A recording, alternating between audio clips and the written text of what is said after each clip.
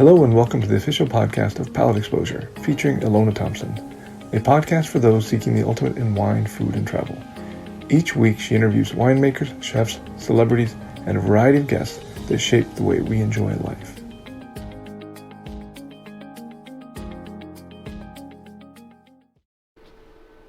Hello, Ilona Thompson with Palate Exposure. We're here today with Michael Wolf, a renowned viticulturalist and a staple in Napa Valley for a number of decades, highly regarded, and it's quite an honor to have a conversation with you, Michael. I cannot wait to delve into past, present, and hopefully talk a little bit about the future. I want to start with your background. I understand you're from the East Coast. Mm-hmm. Yeah, I grew up just outside of New York City on Long Island, and went to school in upstate New York.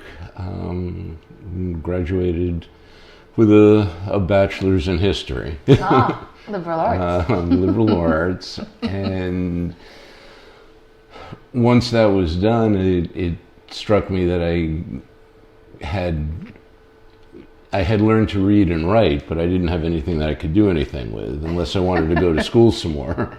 And I didn't want to go to school anymore. And I was just kind of desperate to feel like I could do something. Yes. So I went to night school and learned how to weld. Weld? Yeah. Why welding? Yeah. It was almost by default, kind of just, I knew there was work. Oh, practical. Yeah, it was totally practical. Totally practical. And it turned out in the long run, I had no idea at the time that I was going to get involved with farming. It turned out to be super useful, over time, which was just a kind of a convenient, nice coincidence. But a couple of friends and I, guys that I knew from college, had always talked about, buying a piece of land. That was kind of the thing in the early 70s, doing that whole back to the land thing. And mostly it was just bar talk. We would talk about it and dream about it and think about it. And one of them had a friend, an old-time friend from when he lived in Washington, D.C., who had moved up to Mendocino County, and she had bought this really cool farm, an old apple farm out in the middle of nowhere, halfway between Ukiah and Mendocino. Wow. And truly in the middle of nowhere. And Bill came out to visit Natalie one vacation. I don't know if it was spring or if it was over Thanksgiving. It was probably spring. And came back to school and said, "Yeah, I think I found a place." I'm like, "No, really?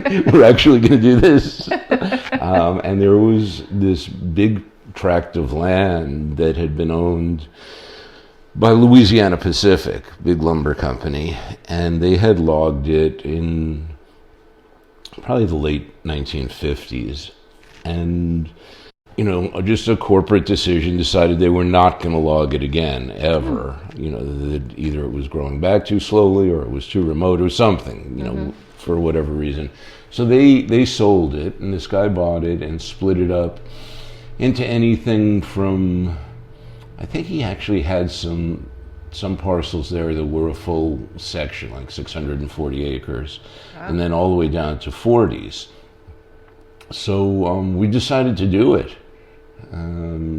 And it was a pretty big leap of faith, but, that being said, in 1972, it was $12,500 for 40 acres. Oh my goodness.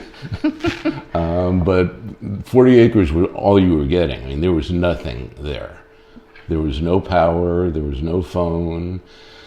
All the development, if you want to call it that, was just remnants of logging. So there were some roads, there were a few flat spots that they had built to load trucks. No developed water, no nothing. My goodness. Yeah, so it was kind of a big deal for us to do it, but we were young. It's a good thing to do when you're in your early 20s. I must have tested you. You grew up in an urban environment. Correct, and all of a sudden you find yourself Right. in logging land. Right, exactly. How was that? It was pretty cool, actually. It was, the biggest adjustment really was just getting used to the quiet. There was just nothing around. Yes. And we were just about halfway between Ukiah and Mendocino. So you go 18 miles out this semi-improved county road, and then another 3.5 miles up a dirt road to get there. And when you were there, you were there. And we would never, ever, ever go to town more than one day a week.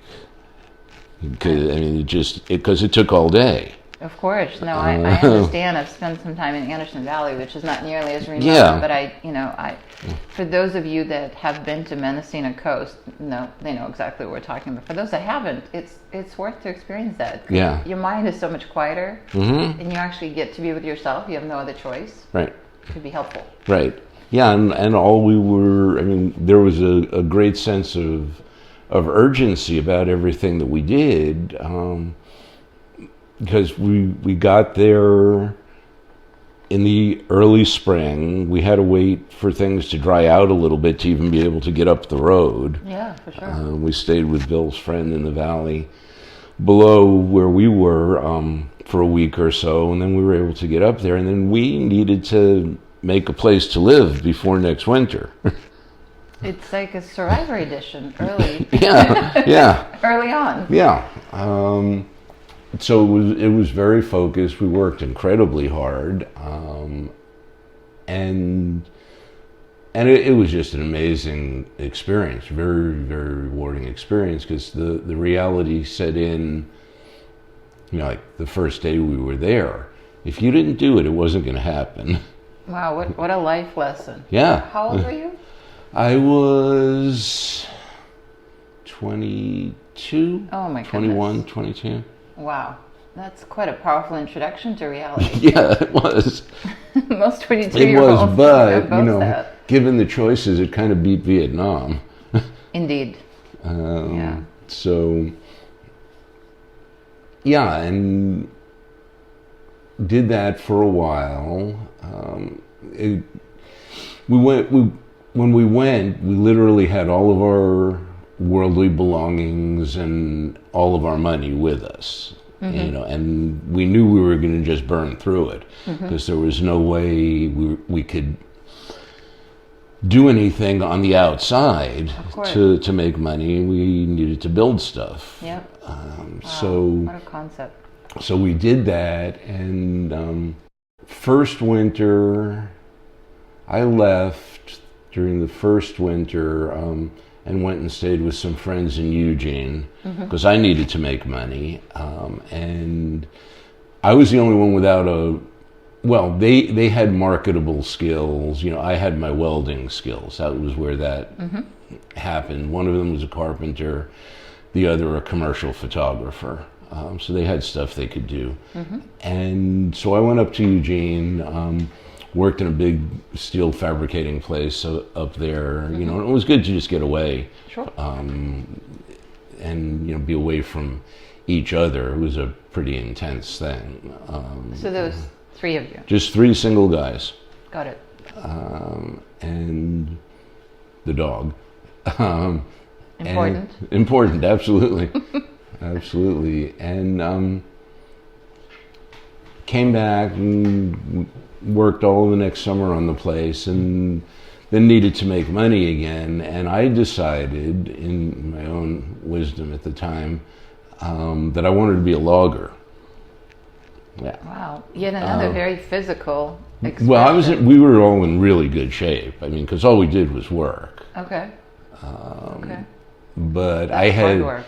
But I had no idea what hard work really was. I was going to say, I don't know until either. I did that. But even theoretically, it seems that like was a lot crazy hard work. Yeah. Yeah, I was in really good condition from working all the time on the place, and in the first month I lost 30 pounds. My goodness. Eating like a horse. It was really, really hard. But I decided the reason that I did it was because there were other people our age, kind of in the broader neighborhood, of Mendocino County, who just absolutely hated loggers on their face. Why is that? Well, because they had destroyed all of the beautiful course. old countryside and That makes sense. cut down all of the redwood trees, did all of that, and I didn't think it could possibly be that simple. Yeah. So I figured the only way to really understand what it was about was to do it for a while. Yeah. Wow. So there's some part of you that really wanted to get to the bottom of why things are what they are. Yeah, I wanted to understand why the land was the way it was. Okay. Okay. Because we were very, very tied to that land. It was everything to us, and it was important, and there was no other way to do it.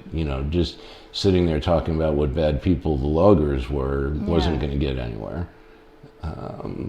Were you intimidating? Were you intimidated by the prospect of, this is a very isolated, probably insular area, and what was your state of mind like at the time? You just wanted to try it and go do it, or? Yeah. I wanted to try it and go do it, and I wanted to find out who all of those people were. It was a whole group of people that I had never had any contact whatsoever with. Yeah. Where I grew up, everybody was the same. Sure. They all lived in suburban New York City. Yeah. Where I went to school, everybody was the same. Yeah. So there was natural curiosity. It was natural curiosity. It was a need to make money. Yes. It was a desire to not take a job in town. Okay. It was a desire to continue to be able to be outside all the time. Yes. So it kind of checked all of those boxes. Very cool.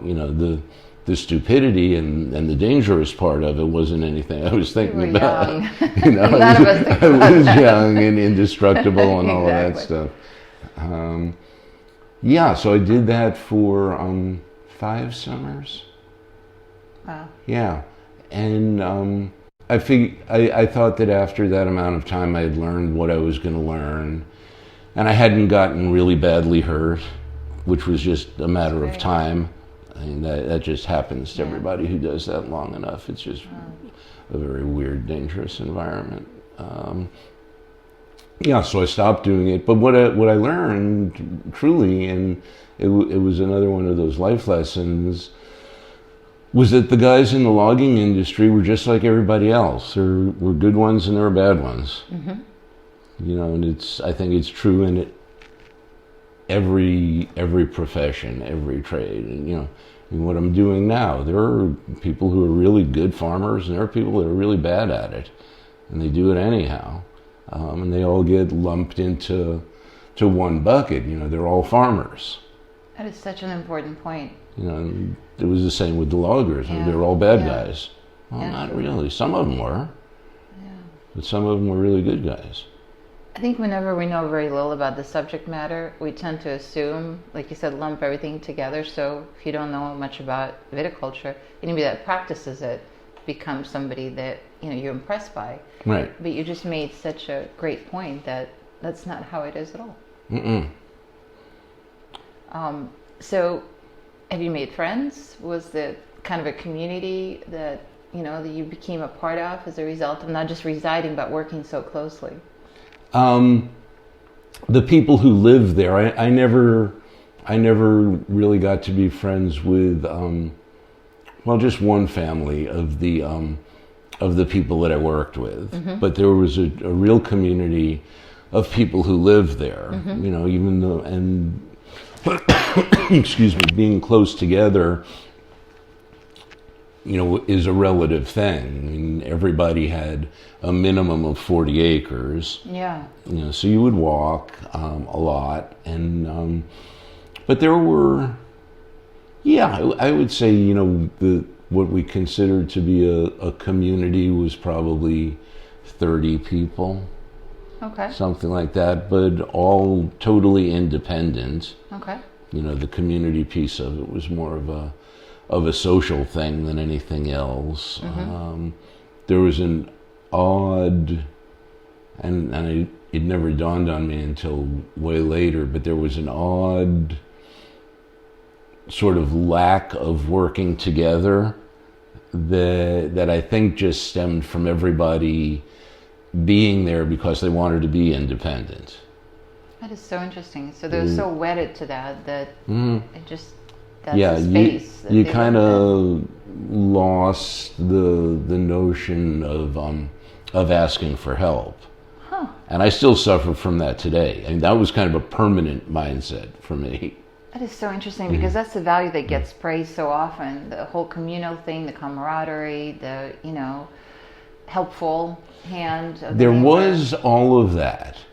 But when it came to physically getting stuff done, everybody kind of did their own things.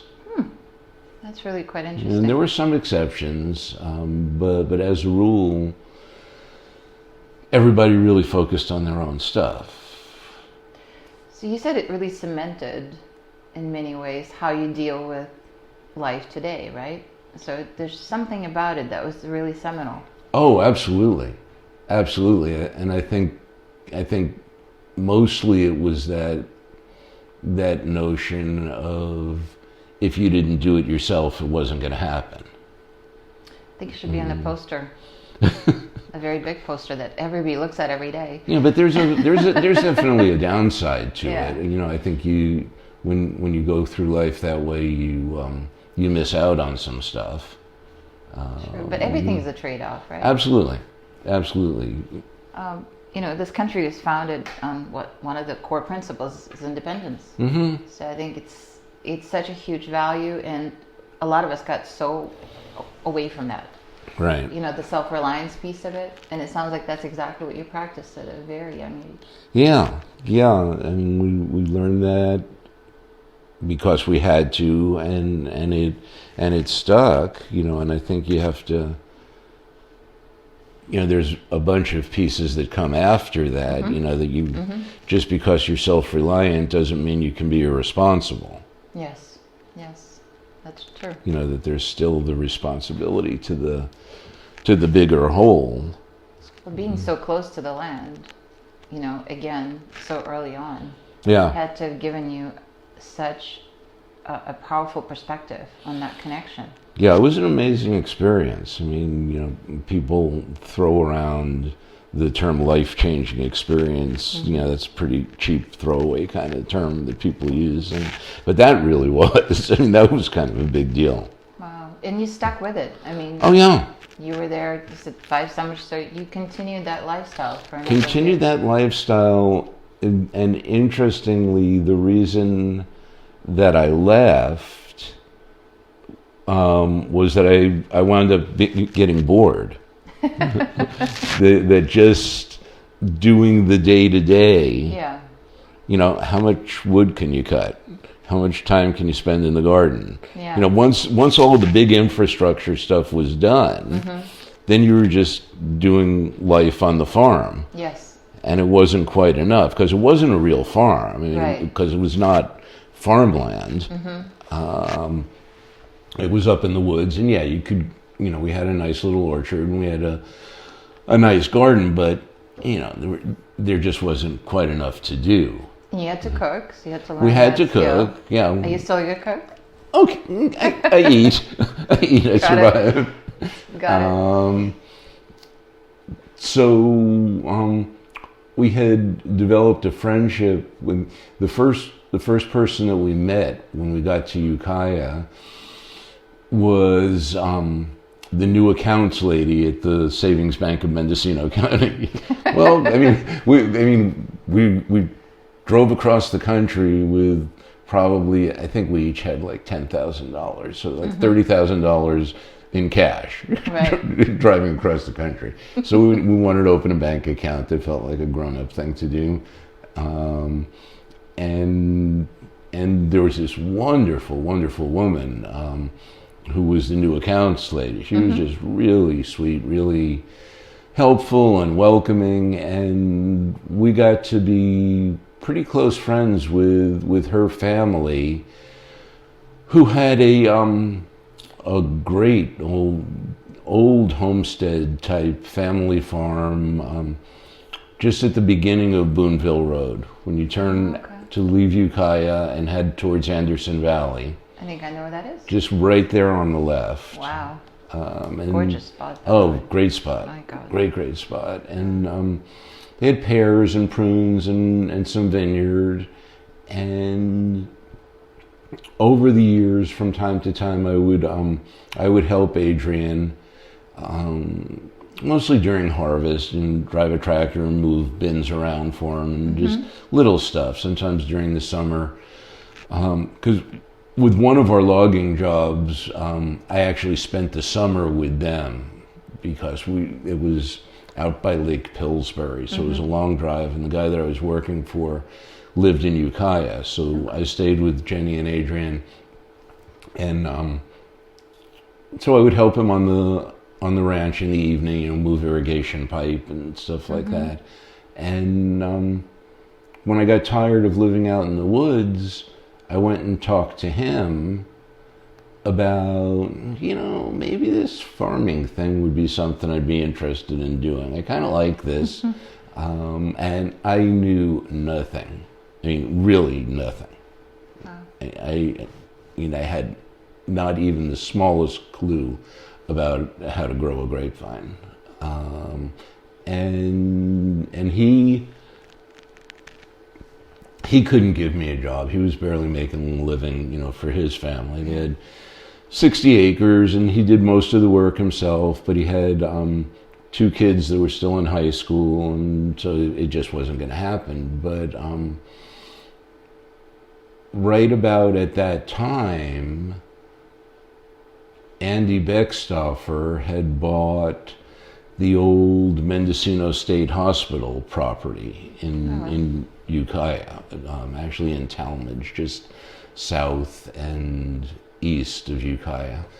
And it was an amazing piece of property. It had, the state hospital campus, which is really reminiscent of like the Napa State Hospital, like at Imola, just a bunch of big old buildings. But they also had like 500 acres of farmland. Amazing. And it was such a great thing, and I don't know who was the governor at the time, but in their wisdom, they decided, that they were going to scale way back on all of these state mental hospital programs. And this place was virtually self-sufficient, plus they grew a lot of food and meat and dairy products for the whole state hospital system. How about that? So they decided to close that down because it didn't make any sense. Yeah. And you talk about great therapy. I mean, the people who lived there did all the work. Wow. And it was a really, really cool thing. But when they shut it down, Andy decided that he wanted to expand outside of Napa. Wow, I didn't realize it was that early on. Yeah, it was in the late 70s. Wow, because I know he's really very heavily engaged with Lake County, but I didn't realize how deep the roots go. He actually had a vision at the time. He must have. At one point, he still may have over 1,000 acres of vineyard in Mendocino County. Wow. And it went way back to then. And they were in this development process, and there was, Adrian knew and was pretty close friends with Andy's general manager up there. And he went and talked to him, and he said, there's this young guy, he wants to move into town, he's about to get married, wants to settle down a little bit. He thinks he might want to work in a vineyard. And very impressive recommendation. and he said, the only thing I can tell you about him is that he's not afraid to work. Work ethic. Yeah. Important. And Morgan said, good, we want people like that. And gave us a house to live in on the property, and just there was this wonderful guy who worked for Andy. Could be like I mean, he didn't give me opportunities, but was probably the most influential person, in terms of me wanting to be a grape grower. His name was Ernie Cizzoni, and Ernie was like in his 60s at that point, and he had literally grown up under a grapevine. That's all Ernie ever did. I was Italian. Mm-hmm. So yeah, he was one of the old Italian Mendocino County families. Cool. And the first day, first morning, go to work, and Morgan didn't quite know what to do with me. He hadn't thought about it very much. And he said, go with Ernie. And that was kind of all I did, was go with Ernie and just be like a puppy dog following him around. And asking lots of questions. And he was just an amazing teacher, and he just had this great sense, just an innate sense, about grapevines and how they grew and what the right thing to do was and what the wrong thing to do was. And I'm gonna say maybe 3 or 4 months after being there, and then when there wasn't stuff to do with Ernie, I worked with the crew. I would just go up and down the road with everybody else, learning as I went, and learn to keep up. And it probably took like 3 or 4 months, and a light bulb went on. I was like, I really like this. I think this is what I'm going to do. So there's an emotional connection that was formed. Yeah, very much so. Very much so, but also kind of an intellectual connection, that it just made sense to me that what you're doing is totally dictated by nature. It's not like you're sitting in an office deciding what's going to happen. Yeah. You're much more reacting to what's going to happen. And I still think that today the most important thing that a good farmer does is how they react and how they don't react. There's a lot of people in this industry feel like they have to do something. Exactly, and I think it's part of human nature, is exerting control. What you're describing is the opposite. Well, it depends on how you think of it. Not doing something can be a very conscious decision. Absolutely, it's also a decision, yeah. And just having that connection to nature and driving what you're doing. Yeah, I mean, if the frost alarm goes off at 2 a.m, it's kind of a pain in the ass, but it's what you do. Yeah. Is it a dialogue then of sorts, when you really are very attuned to what happens, and then your reaction is tailored to what you perceive as happening? Well, the way it happens for me, I think it harkens back to the conversation about self-reliance. I mean, there's the dialogue, but it happens in my head. Yeah. It doesn't happen out loud. Right, of course. No, it's all between the ears, but it's such an interesting piece for me, because again, I think human nature is that, maybe it's insecurity. I don't know where exactly it comes from, but most of us want to exert control because that's a knee-jerk reaction. It's like, something needs to be fixed. Right. And it's taking that step back and actually listening, thinking, and relating to what you're touching with your hands, in your case, very hands-on.